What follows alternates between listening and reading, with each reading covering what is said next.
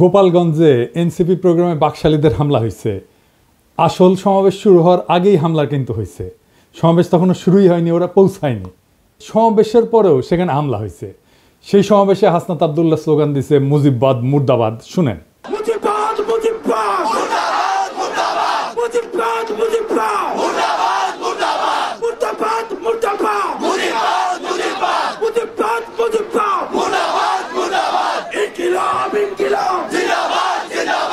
NCP যাইতেছে গোপালগঞ্জ শহরে, আর বাকশালীরা টুঙ্গিপাড়া পাহারা দেয়।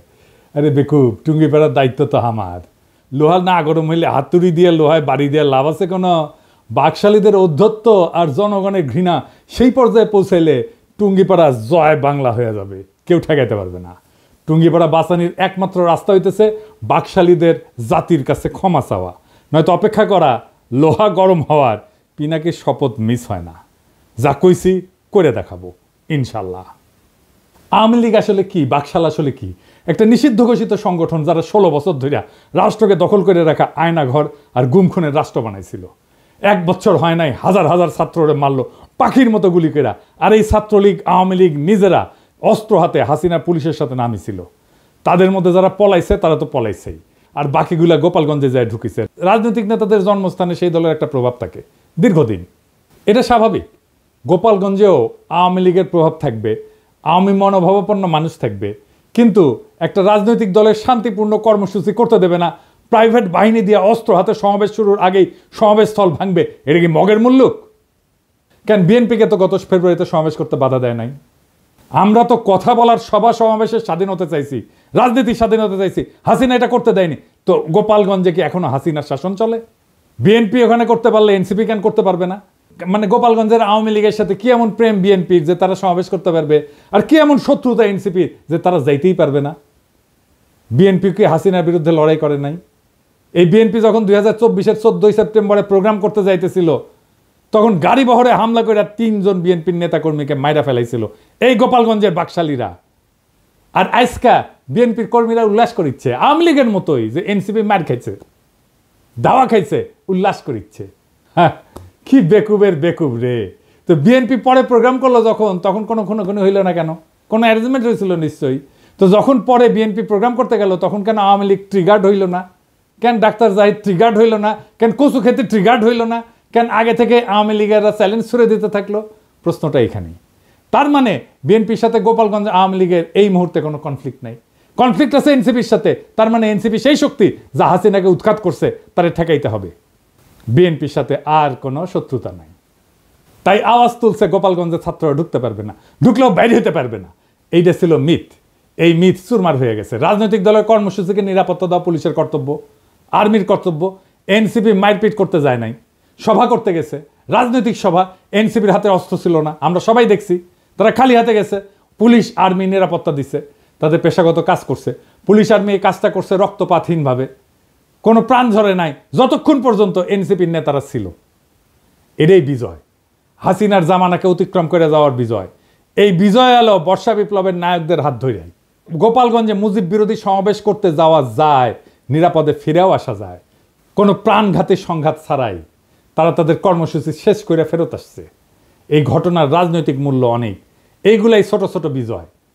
আর গোপালগঞ্জের জনগণ নামে নাই, নাম ছিল বাকশালী গুন্ডারা। ওরা মরণপণ লড়াই করতে পারে না, সেটাও তো দেখলেন। এখন বলবেন কই 4 জন তো মারা গেছে। হ্যাঁ, মারা গেছে, কারণ তারা এনসিপির নেতারা ফিরে আসার পরে নানা জায়গায় হামলা শুরু করেছিল, বোমা আগ্নেয়াস্ত্র নিয়ে, এমনকি জেলখানা আক্রমণ করেছে। ক্যাজুয়ালিটি হয়েছে তারা ফিরে আসার পরে। আরও অনেককে চিনবার পারলাম এই সুযোগে। যেমন ধরেন বাংলাদেশের মিডিয়াগুলা, যেমন প্রথম আলো, জাউরা, ও বলছে যে কিছু লোক এসে হামলা চালাইছে। এই লোকের পরিচয় তারা জানে না। মতি মাহফুজকে এমনি আমি থাপড়াইতে চাই, জাউরার জীবনে ভালো হবে না। এখন আবার কচু খেতে আসিছে মানবাধিকার নিয়ে, ওরে আমার ওরে ওবার মানবাধিকারও বুঝে। মানে আপনি একজন খুনি ডাকাতের মানবাধিকারের পক্ষে দাঁড়াইবেন, জার্মানিতে নাজি পার্টির সদস্যদের মানবাধিকারের পক্ষে দাঁড়াবেন। ওই সারাক্ষণ করে ধান্দাবাজি, জানেন? কই থেকে কি টাকা কামানো যায় তার ধান্দা করে। টাকা কামানো খারাপ কিছু না, কিন্তু মিনিমাম নৈতিকতা তো থাকবে। একটা এক্সাম্পল দিই, ওই যে মুস্তাক মারা গেল না, রিমান্ডে নিছিল, তার সাথে কিশোরকে ধরেছিল। কেন ধরেছিল জানেন? নাফিস শরাফতের একটা কার্টুন আঁকিছিল কিশোর, এই আইডিয়া সামির প্রকাশ করেছিল আই অ্যাম বাংলাদেশিতে, সামি ওইটার অ্যাডমিন, সে নিজেই কইছে যে দেখেন সেই পেজ সেই চালাইতো। সেই নাফিস শরাফত রেগে গিয়া এই কিশোর আর মুস্তাককে অ্যারেস্ট করে পিটায়। মুস্তাককে এতই পিটাইছিল যে সে প্যান্টে হাগে দিছিল। তারপর তো মুস্তাক মরে গেল। সেই নাফিস শরাফতের একটা কাজের জন্য এই সামি তদবির করছে মন্ত্রণালয়ে, কাজ দেয় না এই জন্য মন্ত্রণালয়ের দায়িত্বপ্রাপ্ত বিশেষ সহকারী পিছে সে লাগিছে, তার নামে রিপোর্ট করাইছে। যে আমার কমরেডকে মাইরা ফেলাইলো তার জন্য তদবির, সি সি সি সি রে সামি সি। আমি এটা শুনে বাকরুদ্ধ। একটা মানুষের নৈতিক পজিশন এত সহজে বেঁচে দেওয়া যায়? মুস্তাকের জীবনের এতটুকু মূল্য নাই তার কাছে। আমি যে ওরে অপছন্দ করি এমনি এমনি না, ওর মধ্যে বিবেক মনুষ্যত্ব কিচ্ছু নাই। ওর সঙ্গে যখন কথা হইতো তখন আমি বলছিলাম যে আপনি মোটা আজিজের মারছেন না, সেটা আমাদের জন্য ভালো হয়েছে, কিন্তু আপনার একটা বস্ত বড় ক্ষতি হয়েছে। আপনার মধ্যে একসময় রিমোর্স আসবে, অনুতাপ আসবে, আজ না হোক কাল আসবে, কাল না হোক পরশু আসবে, নয়তো মরার আগে আসবে। আপনার মনে হবে একজন মানুষ আপনারে বিশ্বাস করেছিল, সে খারাপ মানুষ তাতে সন্দেহ নাই, কিন্তু বিশ্বাস করছিল আপনাকে। সেই বিশ্বাস, ট্রাস্ট আপনি ভাঙছেন। ট্রাস্ট একটা খুব ইম্পর্টেন্ট জিনিস। বাংলাদেশে বিশ্বাস ভাঙাটা কোনো ব্যাপার না। আর এই কচুকেতিকে দেখে বুঝলাম ও মরার টাইমে ওর রিমোর্স আসবে না। তবে আল্লাহর মায়ের বলে একটা জিনিস আছে না, সেটাও টের পাইতে শুরু করবে এখনই ও টের পাবে। বাংলাদেশের কোনো মানুষ তাকে আর বিশ্বাস করবে না। আর আমি তো আমার এপিসোডে তার প্রশংসা করেই যাব। মানুষ জানবে একজন অতিশয় ভালো মানুষ আছে দুনিয়ায়, সে ভালো কাজ করে, সে ভালো ছেলে, সন্ধ্যায় হাত মুখ ধুয়ে পড়তে বসে আর দেখে কোটি কোটি ধান্দা করা যায়, কোটি কোটি চান্দা আদায় করা যায়। কারে কারে দিয়ে চান্দা আদায় করে সেটাও জানি। যাই হোক, অনেকে কইতেছে যে এই হাসনাত আর্মি চিফের বিরুদ্ধে দাঁড়াইছিল, এখন আর্মির গাড়িতে কেন নিরাপত্তা নিল? আসেন ব্যাপারটা একটু বুঝে দেখি। আর্মি রাষ্ট্রের অধীনে একটা এজেন্সি, কিন্তু আর্মি নিজেই যদি একটা সার্বভৌম এজেন্সি হয়ে উঠতে চায় তাহলে রাষ্ট্রের নাগরিক তার বিরোধিতা করবে। আর্মি চিফ বাংলাদেশের পলিটিক্স নিয়ে কথা বলতেছে, যেটা তার ডোমেনের মধ্যে না। সে নিজে একটা সার্বভৌম এজেন্সি হয়ে উঠতে চাইছে। সার্বভৌম ক্ষমতা জনগণের, সেই সার্বভৌম ক্ষমতার শেয়ার কাউকে দেবে না গণসম্মতি ছাড়া। ওয়াকার গণসম্মতি ছাড়াই সেই সার্বভৌম ক্ষমতা নিতে চাইছিল। এনসিপি ছাত্ররা আমরা আর্মি চিফের সার্বভৌম এজেন্সি হয়ে এটার বিরোধিতা করছি, ভবিষ্যতেও করব যদি আবারও চেষ্টা করে। আমি রাষ্ট্রের নাগরিক হিসেবে রাষ্ট্রের বাহিনীর সব সার্ভিস পাওয়ার অধিকার রাখি। আমি নাগরিক হিসেবে তাদের নিয়োগকারীও বটে, আমাকে সেবা দেওয়া তার কর্তব্য। আর্মি চিফের সার্বভৌম এজেন্সি হয়ে ওঠার বিরোধিতা আর আর্মি নিরাপত্তা সার্ভিস নেওয়ার মধ্যে কোনো বিরোধ নাই, বরং রাষ্ট্র আর নাগরিকের মধ্যে সম্পর্কের ধরনই এটা। আর্মি এনসিপি নেতাদের অনুগ্রহ করে নাই, এনসিপি নেতারা ওয়াকারের বিরোধিতা করে ভুল করে নাই। আমার প্রোফাইলে বিএনপির পোলাপাইনরা এসে কমেন্ট করছে যে কেন ওরা পালায় আসলো, এটা কোনো হ্যাডম হইল? হ্যাডম নিয়ে হাঙ্কের সাথে ফাইট করতে আসে এনসিপি, বিএনপির সাথে ফাইট করতে আসে এই হ্যাডম নিয়া। আচ্ছা, খুব ভালো। 2023 সালের 28 অক্টোবর কয়েক লাখ লোকের সমাবেশ, সাউন্ড গ্রেডের আওয়াজে নেতারা মঞ্চ ছেড়ে পালায় গেছে। মির্জা আব্বাস বলে যে আমরা প্রাণ ভয়ে দাঁড়াইতে পারি নাই। মাঠ ফাঁকা, নেতারা শুধু না লাখো লাখো লোক ফাঁকা হইতে বেশি সময় লাগেনি। অস্ত্রের সামনে শূন্য হাতে টিকে থাকা সম্ভব না, এটা সবার মনে রেখে ট্রল করা উচিত। এই ছেলেদের অসীম সাহসের কারণে গত বছরের 5ই আগস্ট হাসিনা দেশ ছেড়ে পালাই যেতে বাধ্য হয়েছিল। এই ছেলেগুলো তখন রুখে দাঁড়াইলে আজও হাসিনা মসনদে থাকতো, খালেদা জিয়া আজকাল জেলে থাকতেন, আর আপনাদের অনেকেই গুম হইয়া আয়না ঘরে থাকতেন, কেউ কেউ মারাও যাইতেন ক্রস ফায়ারে। আপনাদের কে বুদ্ধি দেয় এনসিপির পিছে লাগতে? আপনাদের দল তো ছাত্রদের জন্য বিবৃতি দিছে, তাদের নিরাপত্তার জন্য উদ্বিগ্ন হয়েছে। আপনার দলের নেতাদের সাথে তো আপনাদের ডিসকানেকশন। এখন আমি বুঝতে পারি যে কেন মির্জা ফখরুল মাঝে মাঝে মেজাজ হারায় ফেলে, কেন বক্তৃতা দিতে যে ধমকা ধমকি করেন, থাপ্পড় টাপ্পড় মারেন। তাদের সাহসের প্রশংসা করতে না পারলে চুপ থাকেন। ওরা হুমকি সত্ত্বেও ওখানে যাওয়ার হিম্মত দেখাইছে। হামলার পরেও তারা সমাবেশস্থলে গেছে, বক্তৃতা করছে, মুজিববাদের বিরুদ্ধে স্লোগান দিছে। এই অসীম সাহস দেখানোর জন্য তাদের ধন্যবাদ। এইবার আসেন গোপালগঞ্জের আলোচনায়। কেন গোপালগঞ্জে যাওয়াটা জরুরি, দখল নেওয়াটা জরুরি? আসেন এই বিষয়টা আলাপ করে বুঝি। 1971 সালে 16ই ডিসেম্বর বাংলাদেশ স্বাধীন হয়। এটা আমাদের বিজয় দিবস। আমরা জানি যে ওই দিন আমরা পরাজিত করতে পারি, পাকিস্তানি বাহিনী আত্মসমর্পণ করে। 1971 সালে বাংলাদেশে পাকিস্তানি ভাবাদর্শের পরাজয় হয়েছে। তারপরে বাংলাদেশে পাকিস্তানি ভাবাদর্শে পলিটিক্স করা গেছে, যায়নি। বাংলাদেশকে মাইনাই পলিটিক্স করতে হয়েছে, এটাই নর্মাল। ওই সময় পাকিস্তানবাদী ছিল জামাত, এখনকার বাংলাদেশে পলিটিক্স করে, কিন্তু তারে বাংলাদেশ মাইনাই পলিটিক্স করতে হয় এবং পাকিস্তানি ভাবাদর্শকে ডিনাই কইরেই। তখন পাকিস্তানি ভাবাদর্শ পরাজিত হইলেও বেশ কিছুদিন কোন কোন এলাকা পাকিস্তানপন্থীদের আওতায় ছিল। ওই সমস্ত জায়গায় বাংলাদেশের সার্বভৌমত্ব প্রতিষ্ঠা করতে সময় লাগছে। যেমন ধরেন মিরপুর 1972 সালের 30শে জানুয়ারি পর্যন্ত মিরপুর দখলে ছিল পাকিস্তানপন্থীদের। ওইটা মুক্ত করতে গিয়ে জহির রায়হান মারা যান। নারিন্দা, নারায়ণগঞ্জ, শিয়া মসজিদ, মোহাম্মদপুর, খুলনা, পুরান ঢাকা, রূপসা, রাজশাহী, সিরাজগঞ্জ, বগুড়া, চিটাগাং পোর্ট, এইসব জায়গা 16 ডিসেম্বরে মুক্ত হয় নাই, পরে মুক্ত হয়েছে আস্তে আস্তে। ঠিক এইভাবে 2024 সালে বিপ্লবের পরেও বাংলাদেশে বাঙালি জাতীয়তাবাদ পরাজিত হয়েছে, আওয়ামী ভাবাদর্শ পরাজিত হয়েছে, মুজিববাদ পরাজিত হয়েছে।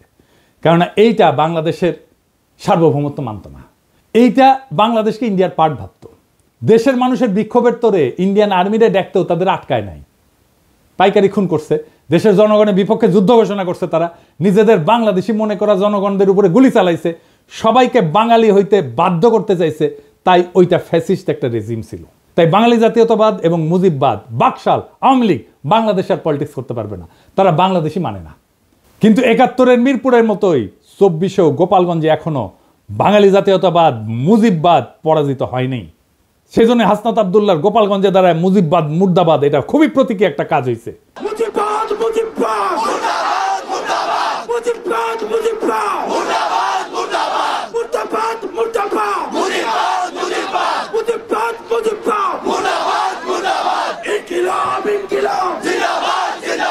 আমি গোপালগঞ্জের আমজনতারে বলবো, আপনারা বাংলাদেশ না মানা রেসিস্ট, ফ্যাসিস্ট বাঙালি জাতীয়তাবাদে থাকেন না, আর মদত দিয়েন না। সারেন্ডার করতে বাধ্য করেন অ্যান্টি বাংলাদেশ বাঙালি জাতীয়তাবাদী এবং মুজিববাদীদেরকে। পরাজয় মাইনে নিতে বলেন, মাইনে নিয়ে বাংলাদেশের মেইন স্ট্রিমে জয়েন করতে বলেন মেহেরবানি কইরা। আর এটা যদি না করতে চান, গোপালগঞ্জ বিপ্লবের বাংলাদেশের সার্বভৌমত্ব প্রতিষ্ঠা করা হবে। আপনারা এক সপ্তাহ টিকতে পারবেন না, আর্মি পুলিশ কিচ্ছু লাগবে না, জাস্ট আপনাদের সাপ্লাই চেইন বন্ধ করে দেওয়া হবে। আপনারা বাইরে হতে পারবেন কিন্তু ঢুকতে পারবেন না।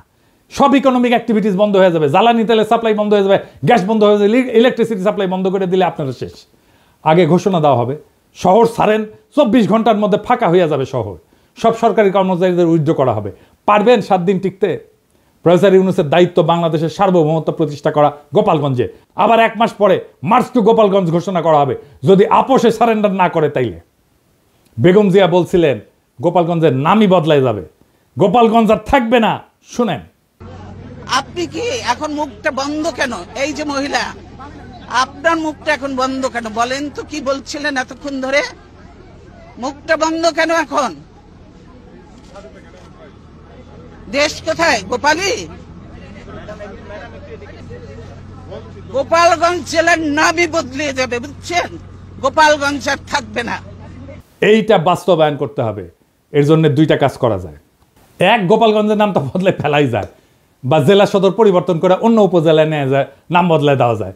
গোপালগঞ্জ বদলে কাশিয়ানি করা, কিন্তু মৌলিক কোনো পরিবর্তন করা হবে না। আর 2 নম্বর হচ্ছে গোপালগঞ্জের উপজেলাগুলোকে জিওগ্রাফিক্যাল লোকেশন, রোড কানেক্টিভিটি এবং হিস্টোরিক্যাল কালচারাল কানেকশনের ভিত্তিতে অন্যান্য জেলার সাথে রিডিস্ট্রিবিউট করে দেওয়া, গোপালগঞ্জ জেলায় বাদ দিয়ে দেওয়া। এক্ষেত্রে যেটা করা যেতে পারে, 1 নাম্বার, কাশিয়ানি এবং গোপালগঞ্জ সদরকে নড়াইলের সাথে যুক্ত করে দেওয়া যায়, মাকসুদপুর উপজেলাকে মাদারীপুরের সাথে যুক্ত করে দেওয়া যায়, কোটালীপাড়াকে বরিশালের সাথে যুক্ত করে নতুন নামকরণ করে দেওয়া যায়, আর টুঙ্গিপাড়াকে বাগেরহাটের সাথে যুক্ত করে নতুন নামকরণ করা যায়। তো এতে একটা জেলা কমে যাবে। তো একটা জেলা যদি কমে যায়, তাহলে আমরা কোনো একটা জায়গাকে, যেমন ভৈরব বা লাকসামকে নতুন জেলা ঘোষণা করে মোট জেলার সংখ্যা 64 রাখা যায়। এখন সময় আসছে একটা প্রতীকী কিন্তু বাস্তব সিদ্ধান্ত গ্রহণের। গোপালগঞ্জে বাংলাদেশের মানচিত্র থেকে কেবল এক প্রশাসনিক জেলা হিসাবে না, একটা দমন পীড়নের দুর্গ হিসাবে, বাকশাল মুজিববাদের দুর্গ হিসাবে চিহ্নিত করার ইতিহাস থেকে মুক্ত করতে হবে। টুঙ্গিপাড়া বা গোপালগঞ্জ কখনো একটা পরিবার বা মতাদর্শের ব্যক্তিগত দুর্গ হতে পারে না। এটা বাংলাদেশ নামের জাতির অংশ। এই জাতির মালিক জনগণ, কোনো পরিবার না। 1972 সালে যেমন মিরপুর জমাট পাকিস্তানি জাতীয়তাবাদ ঘুরায় দিছিল, জনতার বিজয়, সে তেমনি 2025 সালে গোপালগঞ্জে ভাঙতে হবে সেই বাঙালি জাতীয়তাবাদ, মুজিববাদের ছত্রবেশী ফ্যাসিবাদের দুর্গ। 21 শতকের বাংলাদেশে জায়গা নাই সেই রাজনীতির, যারা বাংলাদেশকে ভারতীয় মতাদর্শের গুদামে পরিণত করতে চায়। গোপালগঞ্জের প্রশাসনিক পুনর্বিন্যাস শুধু রাজনৈতিক প্রতিশোধ না, এটা ভবিষ্যতের জন্য বার্তা। আর কোনো জেলাকে পরিবারতন্ত্রের দুর্গ করা যাবে না। যে জেলা জনগণের বিরুদ্ধে চলে যায়, তাকে আবার জনগণের ভিতরে ছড়াই দিতে হবে। এই দেশ কারো ব্যক্তিগত জমিদারি না। মুজিববাদ না বাংলাদেশ জিন্দাবাদ, বাকশাল না গণতন্ত্র জিন্দাবাদ, টুঙ্গিপাড়া না সার্বভৌম বাংলাদেশ জিন্দাবাদ। আমরা চলছি, আমরা চলা শুরু করছি, আর থামবো না। এবার শুধু ঢাকাই না, আবার হবে মার্চ টু গোপালগঞ্জ। যদি না মানে আপোষে, তবে শুরু হবে গণজনতার শুদ্ধি অভিযান। গোপালগঞ্জ থাকবে না, থাকবে শুধু বাংলাদেশ। ইনকিলাব জিন্দাবাদ।